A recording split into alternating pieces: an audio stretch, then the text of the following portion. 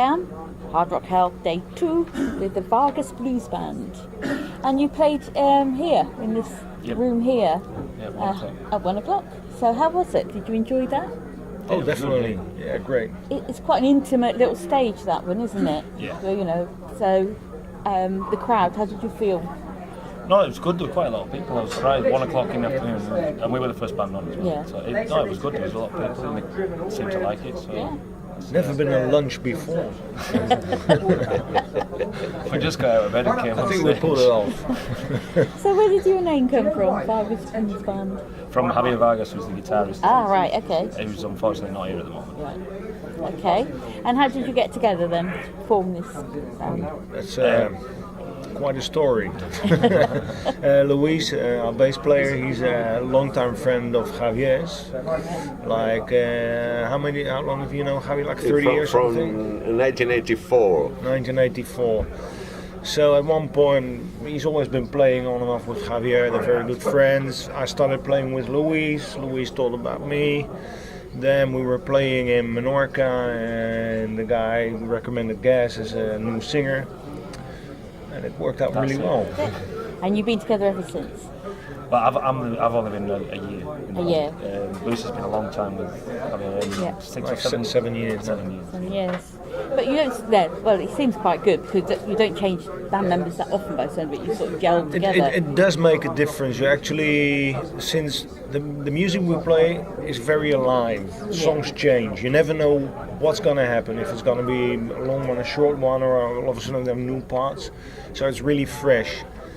And that keeps you interested in playing together, and you get sounding better because it's always new. You're always working on it. It's not like, okay, this is it now. I just repeat what we've got. No, you really have to work for it every night, every show, and you really get to a point where you feel like you're riding the wave. Right. It's like Sounds good. wonderful. Sounds good. So after here, where'd you go next? Tomorrow we're in Buckley. We start the tour with the Choir Boys tomorrow. Oh, right, yeah. And the first one is Buckley tomorrow, then Manchester, all over England. All over England, right. Yeah. And what happens after that? Are you going to be writing some more material, or...? We're having a little break, and then next year we start promoting the album that's just come out now. Right, okay, and it's called... It's called From the Dark. And how can people get hold of it? It's available on the iTunes, internet. Yeah, probably Off Your Rocker Records. Off Your Rocker Records. Right, okay. So people, if you haven't heard of them before, I watched them and they were really good, go and check them out. Yes, do. Yeah, hope you like it. So, what's your preference when things are, your music's released? Do you like to see it on download, CD, vinyl, tape? I like vinyl. Yeah, but I like vinyl. Vinyl is the thing, isn't it? Vinyl's proper. CDs are okay, but it's not up to me. Vinyls. Everybody downloads everything nowadays, which is fine because you've got a bigger audience. It's easier to get hold of your music. But for my own personal preference at home, it's vinyl. Right. Yeah, we grow with vinyls. And who does your artwork? How do you find people do your artwork on the... That's Javier sorts that out. Who does the artwork? Different people. Different people every album. Yeah. He usually is checking out. He always got a very clear idea about a concept he wants to do, and he sort of tries out people and see what's happening, and he always shows up with an incredible design one way or another. Same with his songwriting.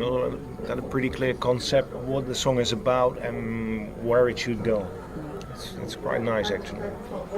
And I suppose you've seen how much the music industry's changed now. Oh, and a lot of bands are doing it. They're not using record labels anymore. They're doing it themselves. Do you think this will continue in the future? Oh, definitely. It's a lot easier nowadays to do that, to do it yourself, and that obviously gives a lot more possibilities to a lot of young bands. So it's going to carry on like that for sure, because it's easy. The business has changed. I mean, the record companies, they used to say like, you had a hit, and your next one should be different. Nowadays it's just the other way around. You had a hit and they want exactly the same, but just a little bit different, so they know it will sell. So I think it's a little bit history, the record company, the way they are working now. Yeah. And we should get back to the point where you're actually allowed to be creative, which is what makes it interesting. Every Led Zeppelin album is just a little bit different, and they send them off and say, hey, do something new. Come up with. We don't want the same. You've done it already. So I think that. You can do whatever you want. Well, yeah, absolutely. You've got no control over. You can really be how you want it to be. A lot of bands have lately having their own drinks named after them. Like you've got the Trooper beer. I think was it Motorhead's? Yeah. Was it a wine? Yeah, I think so. There was another one. There was another one as well, and another one's got a spirit. What sort of drink would you like to be associated with? Drink. Beer. It'd have to be a beer. For me, it'd have to be a beer. A beer. No, definitely going to be a Scottish malt whiskey, single malt. That's special. No doubt about that. I don't like Scotch. What would you like? I prefer Spanish wine. So it'd be a bit. You can have the whole range then. Yep. Have like I think we're in your business. whiskey, wine, and beer. Have the whole thing together. And what would you like it? See it called? No idea. If it ain't Vargas, it ain't good. That's quite Something good. a little bit. Yeah, that sounds good. Many labels bad of anyone from the Ribera del Duero. Well, it's obvious. If it were a Scotch single malt, you'd probably say the malt that will take the blues away. Oh. Might be Viking beer. Viking Ah, beer. yeah, you get off. Vikingo. Excellent. I always ask a random question. It's the zombie apocalypse. Who in the band would die first, and who would be the lone survivor at the end? I don't want to insult my mates, but it's obvious. I'd probably die first because I wouldn't have even noticed it was happening. You wouldn't recognise me. I think Javier would probably be the survivor. Yeah. He is a survivor, so he probably would He'd be the one. Yeah. I'll be the survivor. I got such a bad temper in the morning, they all run off anyway. There's no doubt about it. Now, I'm sure I'm going to be at least 140 years old. So. And what would be your weapon of choice? Against zombies? Oh yes. A chainsaw, I reckon. Right. My bad temper in the morning gets rid of everybody and everything. Always been like that. Is he really that bad? Cricket bat. Yeah, he is, yeah. As Louis. Zombies everywhere. He's the Grinch. Sorry. Never knew that one. So, when you play, do you prefer festivals or more intimate, small venues? I like small venues. I like venues where the people are right in front of you. A small stage. It is the real thing, definitely. If they're up close, there's no way you can fake it. Right. Yeah, for me, all the stages. Yeah, all the stages. You enjoy it all. The variety Big one, makes small it. one. Yeah.